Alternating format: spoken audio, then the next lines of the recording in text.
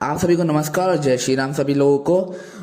मैं हूं आपका होस्ट परशुराम और आज हम एक्सपोज करने वाले हैं चारवाक लोकायत चैनल उर्फ एक्स हिंदू रक्षित को on Bhagavad Gita and J Robert Oppenheimer. और इस वीडियो में उन लोगों को भी जवाब मिलेगा जो कहते हैं कि ओपेनहाइमर ने गीता कभी नहीं पढ़ी थी। So let's start. तो ये भगवत गीता का ही एक श्लोक है जो मतलब उठा के कोट कर देते और बोलते देखिए देखिए हमारे ये जो ओपनहाइमर थे वो भी हिंदुइज्म को मानते थे, वो भी भगवत गीता मानते थे।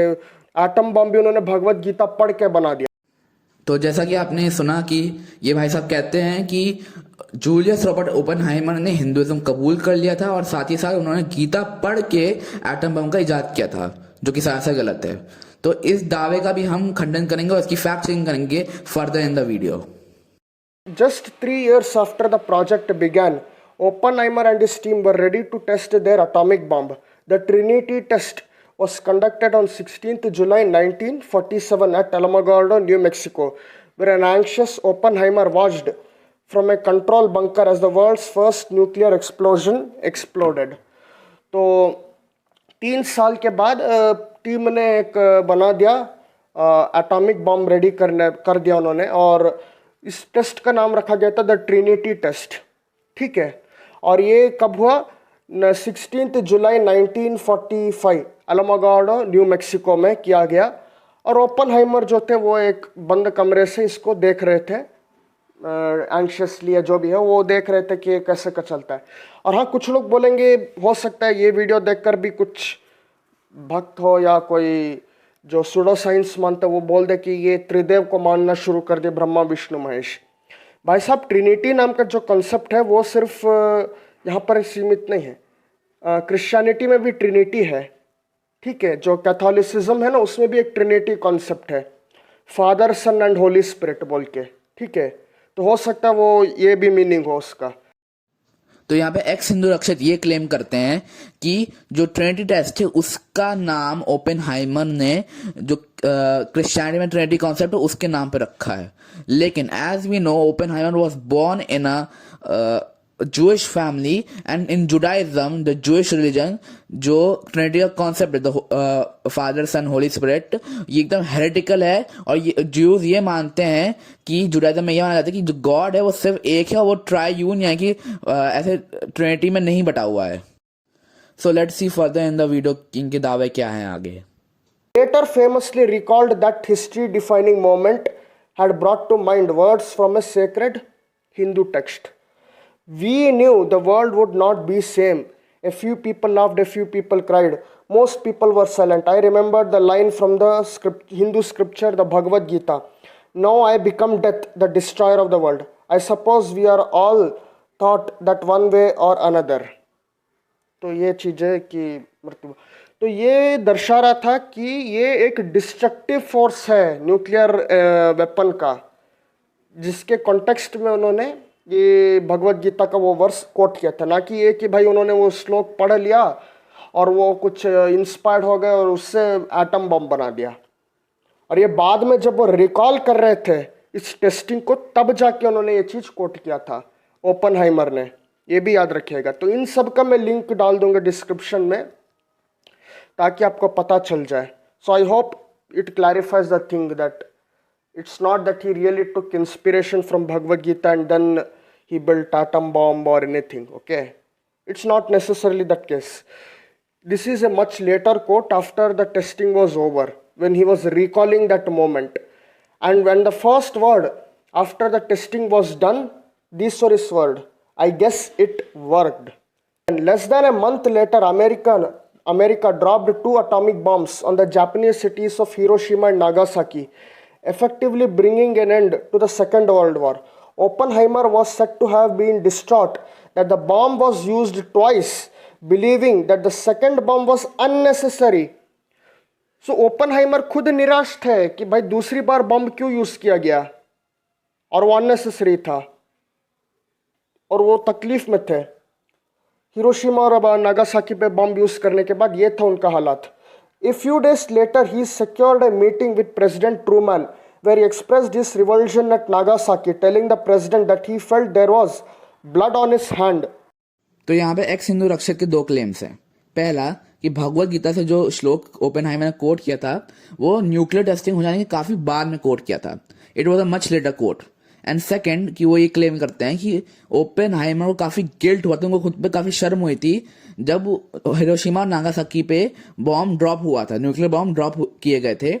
तो इन दोनों ही क्लेम्स का हम खंडन करेंगे और साथ ही साथ हम उन लोगों को भी जवाब दिखाएंगे विद प्रूफ कि ओपेनहाइमर ने गीता पढ़ी थी. जो लोग कहते हैं ओपेनहाइमर ने गीता कभी नहीं पढ़ी थी, हम ये भी दिखाएंगे ओपेनहाइमर सिर्फ गीता ही नहीं बल्कि वेद और अन्य संस्कृत ग्रंथों का भी अध्ययन किया करते थे. तो ये किताब है the Gita of J Robert Oppenheimer by James A Hijiya, जो कि एक हिस्टोरियन है at the University of Massachusetts. तो इस किताब में उन्होंने जे रॉबर्ट ओपेनहाइमर के बारे में बताया है और खासकर गीता, जो आप टाइटल में समझ सकते हैं, एकदम डिटेल में बताया है जेम्स ए हिजिया ने कि जो जे रॉबर्ट ओपेनहाइमर थे उनकी मानसिकता पे, उनकी फिलॉसफी पे गीता का क्या प्रभाव था और गीता ने उनको कितना इंस्पायर किया था. तो इस किताब में हिजिया लिखते हैं, looking beyond the impending destruction of enemy cities in the current war, he was dispirited by the prospect of continued development of nuclear weapons after the war.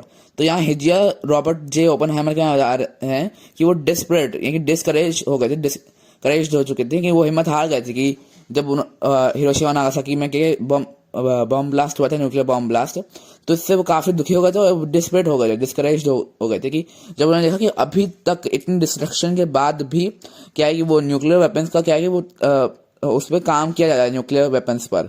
लेकिन in this time of uncertainty Oppenheimer revisited one of his favorite books, the Bhagavad Gita, and from it drew encouragement that studied him in his work.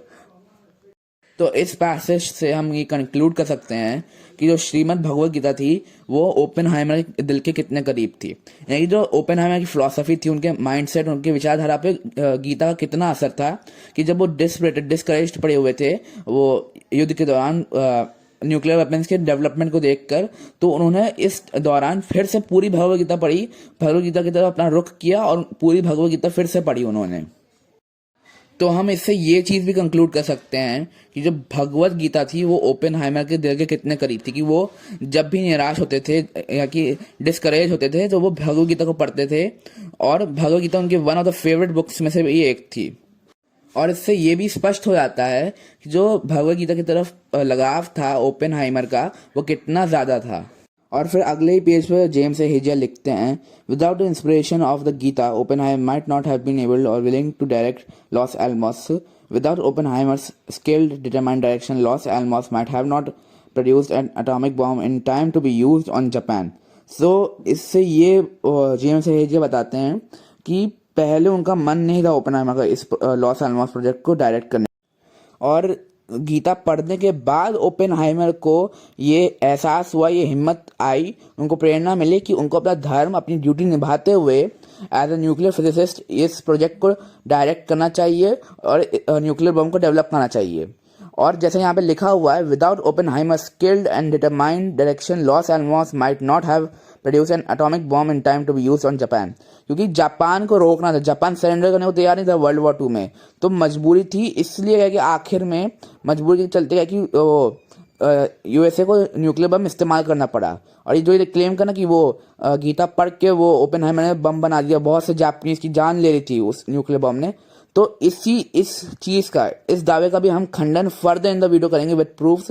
तो इससे हम ये भी समझ सकते हैं कि again from this passage we can conclude that कि ओपेनहाइमर की जिंदगी में कितने महत्वपूर्ण थी गीता, कि उनको हमेशा इंस्पायर किया गीता ने उनकी जिंदगी में. और जेम्स ए हिजिया अपनी किताब में और आगे लिखते हैं, Oppenheimer acquired a deeper knowledge of the Bhagavad Gita in 1933 when a young professor of physics with interest ranging far beyond his academic specialty. He studied Sanskrit with Professor Arthur Ryder at Berkeley. The Gita Oppenheimer excitedly wrote to his brother was very easy and quite marvelous. This is the earliest direct evidence of the impression the book made on Oppenheimer and the lasting impression it was. Later he called Gita the most beautiful philosophical song existing in any known tongue. I kept a well-worn copy of currently on hand on the bookshelf closest to his desk, often gave the book in translation to friends as a present. He continued to browse in while directing the bomb laboratory. After President Franklin Roosevelt's death in April 1945, Oppenheimer spoke a memorial service at Los Alamos and quoted a passage from the Gita. हम जैसा कि पढ़ सकते हैं कि Oppenheimer अपने दोस्तों को भी गीता की ट्रांसलेशन गिफ्ट किया करते थे और उन्होंने फ्रैंकलिन रूजवेल्ट, जैसे कि हम सब जानते हैं, उनकी डेथ पर भी गीता का एक श्लोक कोट किया था। तो ये चीज़ एकदम गलत होगी कहना कि अगर ओपेनहाइमर ने काफ़ी टेस्टिंग के बाद वो कोट कहा था, जैसा कि हम ये उनकी लेटर्स में पढ़ सकते हैं कि ये उनका जो सबसे फर्स्ट इंप्रेशन था गीता का, उनके लेटर्स में, सबसे उनके जो पहले लेटर्स थे जो उन्होंने अपने भाई को लिखे थे, उसमें हम पता चल सकता है। और फिर हिजिया आगे अपनी किताब में लिखते हैं, for an uncertain soldier like Oppenheimer nervously fashioning his own atomic arrow, Arjun sets an good example. To Krishna's message to Arjun is clear, you must fight. To Oppenheimer, the message would have seemed equally clear. If it was proper for Arjuna to kill his own friends and relatives in a squabble over the inheritance of a kingdom, then how could it be wrong for Oppenheimer to build a weapon to kill German and Japanese whose governments were trying to conquer the world? तो यहाँ पे James हेजिया बताते हैं कि ये गलत नहीं था, उन्होंने जो न्यूक्लियर वेपन बनाया था वो गलत इसलिए नहीं था, वो अर्जुन से प्रेरणा लेके बनाया था, क्योंकि जैसे दुर्योधन और उसके क्या कि भाई गलत कामों के लिए क्या कि वो सत्ता हथियाना चाहते थे, तो वैसे ही जो जर्मन और जापानीज थे वो भी अत्याचार कर रहे थे वर्ल्ड वॉर 2 के दौरान बहुत। तो अर्जुन की कैरेक्टर से प्रेरणा लेते हुए ही आखिर में ओपेनहाइमर ने निर्णय लिया न्यूक्लियर बॉम्ब बनाने का। और क्या कि देखिए, जैसे हम जानते हैं वर्ल्ड वॉर 2 के दौरान जापानीज सरेंडर करने को तैयार नहीं थे, इसलिए यूएस को फाइनली मजबूरी में बॉम्ब ड्रॉप करना पड़ा ताकि वो जर्मन और जापानीज के आतंक को रोका जा सके। सो नेक्स्ट अब हिजिया लिखते हैं, इन letter years he would sometime wonder whether mistakes had been made in destroying Hiroshima and Nagasaki, but he would never suggest that he had made a mistake. In 1955 he angrily denied recanting the construction of the atomic bomb when he visited Japan in 1960s. Reporters were asked him if he wished he had not built the bomb. I do not regret, he carefully replied, that I had something to do with the technical success of the atomic bomb 2 decades after Trinity test. When asked whether he would do it all over again, he said yes. तो इससे हम ये समझ सकते हैं कि जो Oppenheimer थे उनको पहले गिल्ट था, उनको इस बात का गिल्ट था कि जो हिरोशिमा या नागासाकी पे जो बॉम्ब ब्लास्ट हुआ था कि वो गलत था, लेकिन उन्होंने कभी भी खुद से नहीं कहा कि मैं गलत हूँ। इन 1960 उन्होंने क्या एक प्रेस कॉन्फ्रेंस में सीरियसली ये चीज़ रिजेक्ट कर दी, डिनाई कर दी कि जो डेवलपमेंट एटम बम का उसमें कुछ भी गलत था। और 1960 में जब उन्होंने खुद जापान विजिट किया तो उन्होंने वहाँ पे रिपोर्टर्स से ये भी कहा कि मुझे रेगरेट नहीं है इस बात का, मुझे कोई पछतावा नहीं है कि मैंने एटम बम डेवलप किया, और अगर मुझे फिर से मौका मिलता है ऐसा करने का, एटम बम को डेवलप करने का, तो मैं करूँगा। तो हम इससे कंक्लूड कर सकते हैं कि ओपेनहाइमर को बाद में इस चीज़ का कोई गिल्ट नहीं था। जो ये कहना कि उनको गिल्ट था, उनको क्या पछतावा हो रहा था, उनको फिर बाद में इस चीज़ का कोई गिल्ट नहीं था और उन्होंने क्या कि उनको लगा कि ये मैंने कुछ भी गलत नहीं किया है। तो हम इससे समझ सकते हैं कि उनको कोई भी पछतावा नहीं था एटम बॉम्ब को डेवलप करने का। तो चलिए दोस्तों, हम आपको कुछ और भी प्रूफ दिखाते हैं इसी चीज़ से रिलेटेड। ये तो पहला हो गया, एक ही बुक से हमने दिखाया, अभी और भी हम किताबों से दिखाते हैं। तो हमारा जो अगला एविडेंस है वो है रॉबर्ट ओपेनहाइमर्स लेटर एंड रिकलेक्शन नामक पुस्तक से। ये जो एविडेंसेस अभी हम आपको दिखाने जा रहे हैं सनातन रिवील्स जी की वीडियो से लिए गए हैं। मैं उनके फुल वीडियो का लिंक अपने डिस्क्रिप्शन में डाल दूंगा, आप चाहे तो जाके देख सकते हैं फुल वीडियो। इसी बुक के पेज नंबर 162 पे रॉबर्ट ओपेनहाइमर अपने भाई फ्रैंक ओपेनहाइमर को 1933 में एक लेटर लिखते हैं और इसी लेटर में वो अपने भाई को लिखते हैं, I have been reading the Bhagavad Gita with Ryder and 2 other Sanskritist, it is very easy and quite marvellous, I have read twice but not enough, I get to be very bad tempered.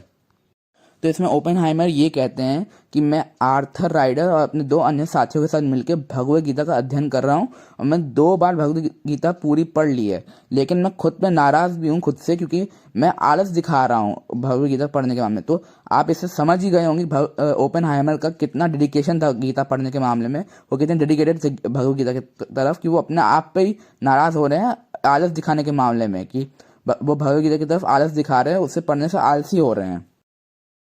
और फिर जनवरी 7, 1937 को Robert Oppenheimer अपने भाई Frank को एक और letter लिखते हुए ये बताते हैं कि वो और संस्कृत ग्रंथों का भी अध्ययन कर रहे हैं, जिसमें वो लिखते हैं, we have about finished the Gita and are going to try some more Kalidasa. तो फिर से 4 जून 1934 को अपने भाई फ्रैंक को लेटर लिखते हुए रॉबर्ट ओपेनहाइमर ये लिखते हैं, benevolence starting with the precious Meghaduta and rather too learned Vedas, the Meghduta I read with rider with delight, some ease and great enchantment. The Vedas lie on my shelf, a reproach to my indolence. यहाँ पे Robert Oppenheimer बताते हैं कि वो rider के साथ मिलकर अन्य संस्कृत ग्रंथ मेघदूत और वेदाओं का भी अध्ययन करते हैं, और जो वेद है उनके शेल्फ पे पड़े रहते हैं, और वो खुद से नाराज हैं, वो खुद पे गुस्सा करते हैं कि अपने आलस के लिए, अपने इंडोलेंस के लिए, कि वो वेदों को नहीं पढ़ते हैं। तो इससे ये भी स्पष्ट हो जाता है कि जो रॉबर्ट ओपेनहाइमर थे वो सिर्फ भगवद गीता ही नहीं बल्कि अन्य संस्कृत ग्रंथ जैसे मेघदूत और वेदों का भी अध्ययन किया करते थे राइडर के साथ मिलकर। और जैसे कि हम देख सकते हैं वो वेदों को अपने शेल्फ पे रखा करते थे। इससे हमें समझ में आता है कि उनका वो संस्कृत ग्रंथों के प्रति लगाव और डेडिकेशन कितना ज्यादा था। लॉस आलमोस अप्रैल 15, 1945 को प्रेसिडेंट रूजवेल्ट की डेथ पे वो कुछ ऐसा लिखते हैं, in the Hindu scriptures in the Bhagavad Gita it says man is the creature whose substance is faith. कि इससे हमें ये पता चलता है कि Bhagavad Gita Robert J Oppenheimer के लिए इतनी लोकप्रिय थी कि उन्होंने प्रेसिडेंट रूजवेल्ट की डेथ सेरेमनी पर भी भगवत गीता से श्लोक कोट। तो चलिए हम आपको कुछ और भी प्रमाण दिखाते हैं इसी चीज से रिलेटेड। रॉबर्ट जंग, जो कि एक ऑस्ट्रेलियन हिस्टोरियन थे जिनका मोस्टली अध्ययन न्यूक्लियर वेपन्स के अराउंड ही रहा है, उन्होंने रॉबर्ट ओपेनहाइमर के ऊपर एक किताब लिखी थी, brighter than a thousand suns. इस किताब से हम आपको एक पैसेज दिखाना चाहेंगे जिससे स्पष्ट हो जाएगा कि रॉबर्ट ओपेनहाइमर गीता पढ़ा करते थे। इस बुक के पेज नंबर 201 पे लिखा हुआ है, People were transfixed with the fright at the power of the explosion. Oppenheimer was clinging to one of the uprights in the control room. A passage from the Bhagavad Gita, the sacred epic of the Hindus, flashed into his mind. If the radiance of 1,000 suns were to burst into the sky, splendor of the mighty one, yet when the sinister and gigantic cloud rose up in the far distance over point zero, he was reminded of another line from the same source. I am become death, the shatterer of worlds. Sri Krishna, the exalted one, lord of the fate of mortals, had uttered the phrase, but Robert Oppenheimer was only man into whose hand a far too mighty instrument of power had been given. तो ये जो passage है इससे हमें समझ में आता है कि जो ये कोट है, I am become the death, ये समय दूसरा कोट है। भगवत गीता से पहले एक श्लोक एक्सप्लोजन से क्या है कि एक्सप्लोजन के बाद रॉबर्ट ओपेनहाइमर ने कोट किया था। और ये जो किताब है ब्राइटर देन 1,000 सन्स, ये समय सबसे अर्लीस्ट एविडेंस है इस कोट के लिए। तो हमने यहाँ पे एक्स हिंदू रक्षित का एक क्लेम तो वो डिबंक कर दिया है। इस वीडियो के सेकंड पार्ट में हम उसका दूसरा क्लेम भी debunk. So yes guys, that was for today. ये वीडियो पहले ही बहुत लंबी हो चुकी तो मैं इसे यही पे ख़त्म करूंगा। इस वीडियो का सेकंड पार्ट भी मैं लेकर आऊंगा और उस वीडियो में हम और भी क्लेम्स हम एक्स हिंदू रक्षक के डिबंक करेंगे इस वीडियो के। तब तक के लिए स्टे ट्यून्ड, अलविदा आप सभी को। और हाँ, जय श्री राम, जय सनातन और हर हर महादेव सभी लोगों को।